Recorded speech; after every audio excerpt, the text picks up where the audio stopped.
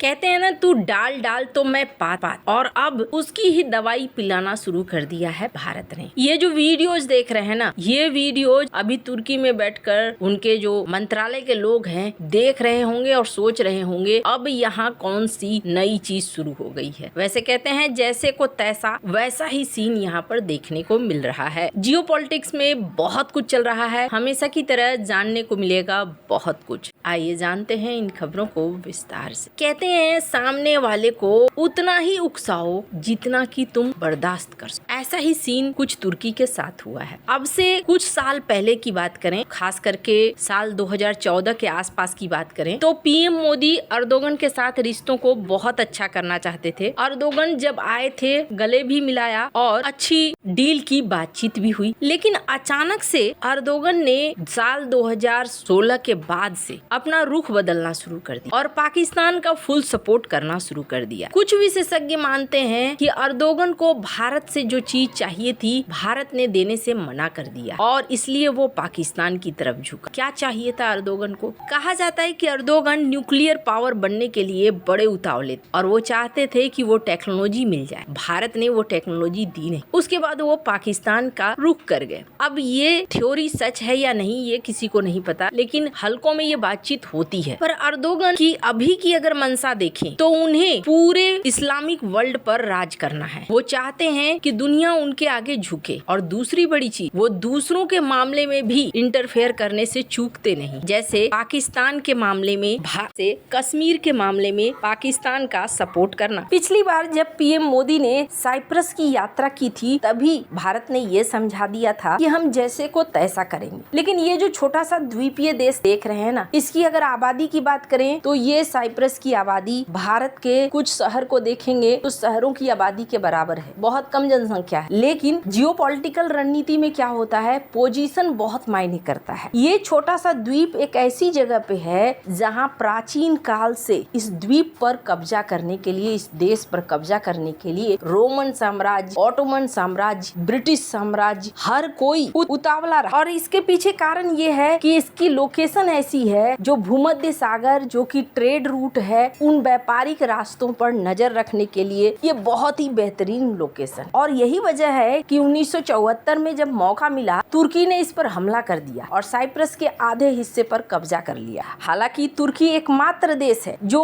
उस हिस्से को एक स्वतंत्र देश मानता है, दुनिया उसे स्वतंत्र देश नहीं मानती। पर जब पीएम मोदी गए साइप्रस में उसी हिस्से के आसपास खड़े होकर उन्होंने अर्दोगन को एक संदेशा भेजा था और वो संदेशा था कि हम अब यहाँ आ गए हैं, तुम अगर कश्मीर मामले में बहुत ज्यादा उछलोगे तो फिर हम साइप्रस मामले में आएंगे। लेकिन ये देखने को मिला कि अर्दोगन को शायद संकेत समझ में नहीं आए। अर्दोगन पाकिस्तान के साथ न सिर्फ दोस्ती बढ़ाते गए और हथियारों को देते जा रहे हैं, बल्कि ये भी देखने को मिला कि अर्दोगन बांग्लादेश के मामले में भी घुसने की कोशिश कर रहे हैं, यानी कि भारत के इर्द गिर्द एक घेरा बनाने की कोशिश कर रहे हैं। अभी हाल ही में तुर्की ने आईसीबीएम का परीक्षण किया था, जिसे लेकर कई विशेषज्ञों ने ये कहा था कि भारत को सचेत रहना चाहिए। ये जो मिसाइल है ये मिसाइल भारत के लिए हो सकता है, क्योंकि कश्मीर मामले में अर्दोगन खुल्लम खुल्ला पाकिस्तान का सपोर्ट करते हैं। लेकिन आज के समय में भारत की रणनीति एकदम अलग है। आज सीन ऐसा है कि भारत हर एक का काट तैयार कर लेता है। और साइप्रस की जहाँ तक बात है, साइप्रस के साथ तो एक तीर से कई निशाने हो रहे। अभी साइप्रस के पीएम भारत आए हुए हैं, अभी साइप्रस के राष्ट्राध्यक्ष भारत आए हुए हैं। बहुत ही अच्छे तरीके से इनका स्वागत किया गया और इस स्वागत के साथ साथ एक चीज और देखने को मिला, एनएससी ये पहुंचे थे, नेशनल स्टॉक एक्सचेंज।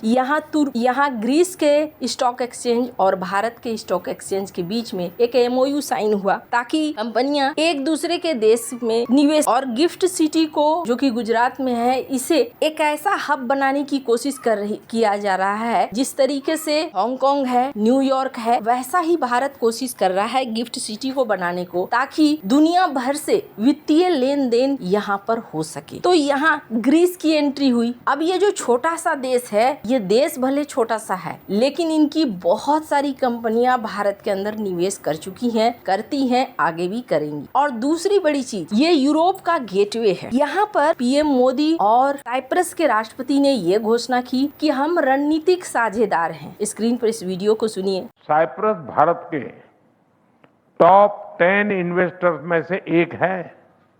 पिछले एक दशक में साइप्रस से भारत में निवेश लगभग डबल हुआ है। दोनों देशों के बीच ट्रस्ट बढ़ा है। Bharat European union free trade agreement से तमाम नई संभावनाएं बनी हैं। इसका लाभ उठाते हुए हम अगले 5 वर्षों में इस इन्वेस्टमेंट को फिर से डबल करने का लक्ष्य रख रहे हैं और इस संकल्प को साकार करने के लिए आज हम अपने विश्वसनीय संबंधों को एक स्ट्रेटेजिक पार्टनरशिप के रूप में एलिवेट कर रहे हैं। अब रणनीतिक साझेदार का मतलब क्या होता है? मतलब ये होता है कि अब जो ये हमारी दोस्ती है, ये दोस्ती हमारी लंबी चलेगी और कई मामलों में हम एक दूसरे के साथ आएंगे। इकोनॉमी हो गया, डिफेंस हो गया, इन सब के मामले में। लेकिन यहाँ खड़े होकर जो सबसे बड़ी बात पीएम मोदी ने कही वो था साइप्रस की संप्रभुता का समर्थन करना। ये तुर्की को जला देने वाली बात है। भारत ने सीधे सीधे साइप्रस मामले में समर्थन कर दिया। साइप्रस के जिस हिस्से समर्थन कर दिया, जिसका मतलब है कि साइप्रस के जिस हिस्से पे तुर्की ने कब्जा कर रखा है उसे भारत नहीं मानता है और भारत मानता है कि दोनों साइप्रस एक होना चाहिए। खैर, भारत की आवाज बहुत ज्यादा मायने करती। ऐसा नहीं है कि इसकी आवाज यूं ही खाली चली जाएगी और ये चीज अर्दोगन के लिए किसी बड़े झटके से कम नहीं है। लेकिन सिर्फ अर्दोगन ही नहीं, एक और है जो इस वक्त परेशान है। साइप्रस का आना उसे भी पसंद नहीं आ रहा है और वो कौन है? वो है चाइना। ग्रीस के अंदर भारत की एंट्री, साइप्रस के साथ भारत का मेल जोड़ और फिर आईएमए कॉरिडोर, साइप्रस से होते हुए आईएमए कॉरिडोर को जोड़ना, ये एक बड़ा कदम है और ये बीएरआई को एक चैलेंज है। मैंने पहले भी कहा था और ये मुझे लगता है मैंने 50वीं बार या उससे भी ज्यादा बार कह दिया हो, आईएमए कॉरिडोर जो लोग सोचते हैं नहीं बनेगा या फिर उसमें किसी तरह की समस्या आएगी तो भूल जाएं। आईएमए कॉरिडोर बनकर रहेगा और अभी जो ये पूरी दुनिया में उथल पुथल देख रहे हैं ना, उस उथल पुथल में एक रोल आईएमए कॉरिडोर का भी है। इजराइल भी साइप्रस ग्रीस के साथ मिलकर गठबंधन बना चुका है जो तुर्की को टेंशन दे रहा है। अब भारत ने भी टेंशन दे दिया। आपको क्या लगता है, भारत का ये कदम ठीक है या नहीं? कमेंट कर अपनी राय जरूर बताएं। जल्द मिलते हैं अगले वीडियो में नई खबर के साथ।